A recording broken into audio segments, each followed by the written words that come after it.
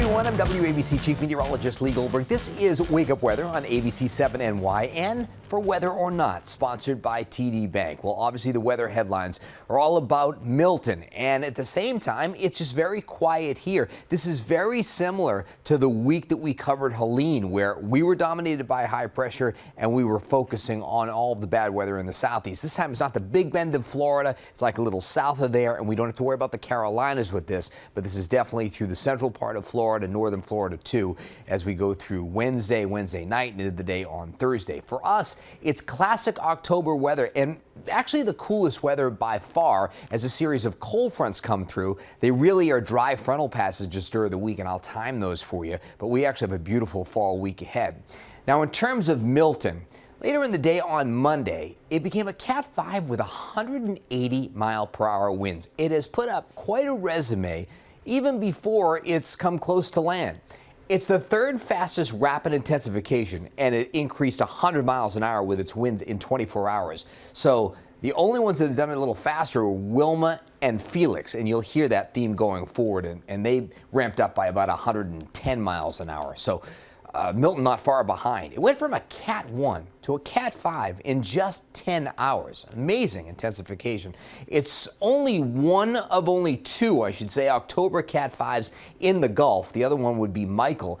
And then in terms of its central pressure, after a hurricane hunter went through it on Monday evening, it found a pressure of 897 millibars. To go sub 900 is very unusual, and this is the lowest pressure in the Atlantic since Wilma. So we talk about Wilma again, which was 882 millibars back in 2005. So hopefully we don't go any lower, but that was the hurricane hunter mission that went through the storm and found that low pressure level and still incredibly strong winds. One thing we noticed with the overall satellite structure is that the eye became almost a pinhole. It was very large during the late afternoon hours on Monday and then became a pinhole. We might be seeing an eye wall replacement, which happens when these hurricanes get to this type of intensity. We are likely to maintain Cat 5 intensity into the late Tuesday night, Wednesday morning time period. And again, it's going through some of the very warm waters of the southeastern Gulf of Mexico, not far from the loop current.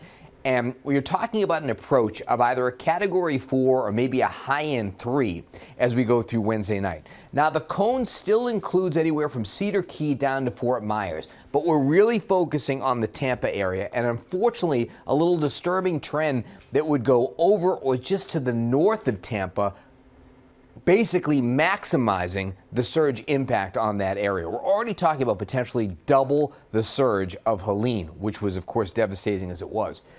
This storm will go across as a major hurricane, probably decrease to maybe a Cat 1 as it's leaving maybe the Space Coast or just north of there. So this could go right over Orlando, and it's back out in the Atlantic on Thursday and then racing out to sea as we go into the day on Friday and into the upcoming weekend. But if this surge is realized, you're going to see seawater going inland farther than it ever has in the Tampa area if we get a 10 to 15 foot surge. We were looking at a lot of 6 to 8 foot surges with Helene. And again, double-digit surges could happen anywhere from Fort Myers north to Sarasota, so we'll have to watch that track very, very closely. The compact storm will start to open up a little bit as it moves into the eastern Gulf, and tropical storm conditions can start to be felt by Wednesday afternoon on the west coast of Florida. There's that little small area of hurricane force winds, but look, from Jacksonville all the way down to, let's say, Delray Beach, we could have some tropical storm force winds as we go into Wednesday evening, and then the strongest winds will be moving away by later Thursday into Thursday evening. Here's a look at it with some actual model forecast wind gusts, and you can see the tropical or near tropical storm force winds in places like Fort Myers by Wednesday morning. And then this particular computer model taking that eye almost right over Tampa during the overnight hours, Wednesday to Thursday morning. And look at that little snapshot of winds in Sarasota of 95 miles per hour. And even on Thursday morning, near 70 mile per hour winds. This could be very damaging in the Orlando area and over to the Space Coast before it starts to move away on Thursday afternoon. Rainfall totals are going to be somewhere along the track and just to the northwest of the track, 5 to 10 inches of rainfall, maybe locally 15 inches. Along the southeastern side here, we obviously have a big tornado threat too. Typically the tornadoes aren't super strong within a hurricane, but there are a lot of spin-ups that happen that can be damaging on that eastern side of the storm. So we'll be focusing on Milton here over the coming days, looking for that landfall late Wednesday night into the wee morning hours on Thursday, depending on where it makes landfall along the coast. For us, we're talking about another dry pattern, but a cooler pattern. Our highs settle into the 60s for several days. We'll probably see some nighttime lows that drop into the 40s in New York City for the first time, and 30s in some suburbs north and west, so we might start talking about some patchy frost getting into the forecast. The extended forecast would feature a weekend warm-up, at least for Saturday, where we pop into the mid-70s. Looks like the better half of the weekend because showers threaten on Sunday. Earlier, it looked like we might be able to shoehorn in a completely dry day on Sunday. Now the threat for showers is there during the day, especially in the afternoon. Starting off with our weather on Tuesday morning, lots of 40s in many suburbs, but there's definitely a chill in the air. Look at projected Somerville at 43, 54 in the Park, which would, by the way, be the lowest of the season so far. We've only gotten down to 55, but it won't hold that title for very long. We'll go in the mid-60s tomorrow. Remember, there's another reinforcing cool shot that's going to come through Tuesday night, so a few patchy clouds out ahead of it. We're mid and upper 60s during the afternoon hours, bit of a breeze. And then Tuesday evening, don't be surprised if along the I-84 corridor and points north, and maybe that goes into Connecticut, we get a couple of showers with that next trough or reinforcing cold shot that comes in. So by Wednesday morning, now you're talking about flirting with some upper 30s off to the north and west, low 50s in New York City, but widespread 40s in many of our suburbs. Go through Wednesday afternoon, same thing. Sunny to partly cloudy, mid-60s, might not even get out of the 50s in the Catskills and Poconos.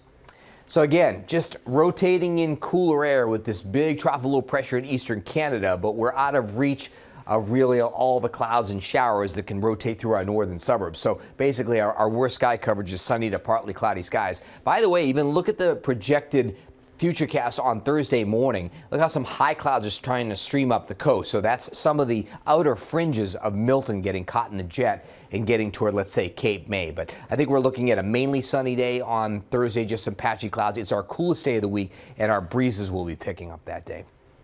Returning to the tropics, of course, here's Milton, what's left of Kirk, and then, of course, Leslie. But all the action out here is staying in the Atlantic. You know, typically this time of year, we're not watching Gulf storms. We're watching storms that are coming out of the tropical Atlantic or the Caribbean and potentially, you know, impacting the East Coast, not necessarily the Gulf Coast, but this one's just going against the rules. In terms of Leslie, it's going to stay a tropical storm or go from a hurricane to a tropical storm and then just recurve out in the Atlantic. So no problem for the shipping lanes, or just a problem for the shipping lanes, not for the U.S. East Coast. One thing that will happen is, you know, Leslie gets absorbed in a front and gets pushed off into the North Atlantic. We keep getting our cold shots into the weekend, but something we'll have to watch into next week is a wave of low pressure off the mid-Atlantic coast on a departing front may start to churn out an area of low pressure. So late next week, are we watching some type of either subtropical low, maybe it's a tropical low off the East Coast, and where does that go after the 17th toward the 20th. We'll watch that very closely. And you can see it on the steering winds, because once we get out of this cold shot on Thursday, we've got a bump up in temperature on Saturday, some Pacific air coming in, and then a nice little trough coming in Sunday into Monday. So maybe showers Sunday, maybe an early Monday, a cool shot that follows, and we kind of stay on the unsettled side. Look how an upper low tries to form off the East Coast. Probably a cold core system, but maybe there are some tropical characteristics with it. So we'll have to watch that period again, 17th to the 20th.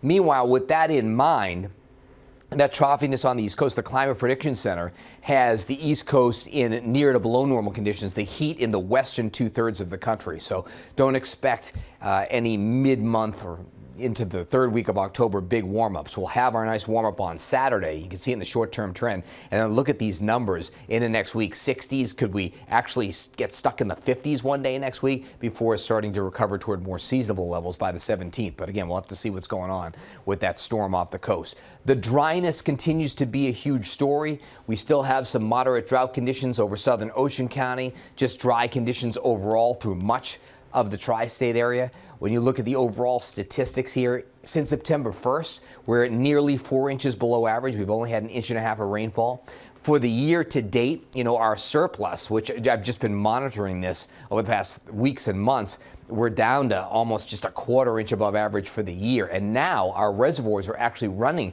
2.5% below average level. So we have been super dry. And according to the Climate Prediction Center, it looks like our below normal trend is going to continue the 15th to the 21st of October. And you can see our rain chances are super low, even though we have these weak fronts moving through, reinforcing the cool air. We don't have a big threat of rainfall. I think Sunday will be the first chance of getting some showers, and that doesn't look like a big deal.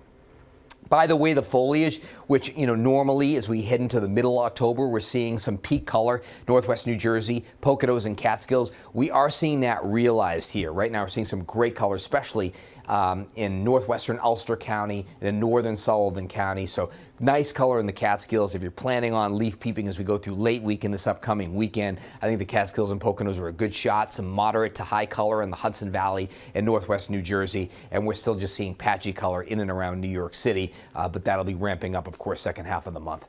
54 degrees, 7 in the morning on your Tuesday. It's the coolest morning of the season so far in New York City. Clear and crisp 40s in many suburbs. Up to 67, a fantastic fall day. A lot of sunshine in the morning, partly cloudy skies in the afternoon, seasonable. As another reinforcing cold front moves through tomorrow night, it's partly cloudy for a while, maybe a stray shower to the north, and toward morning on Wednesday, we should be fairly dry and clear, 40s in most of our suburbs.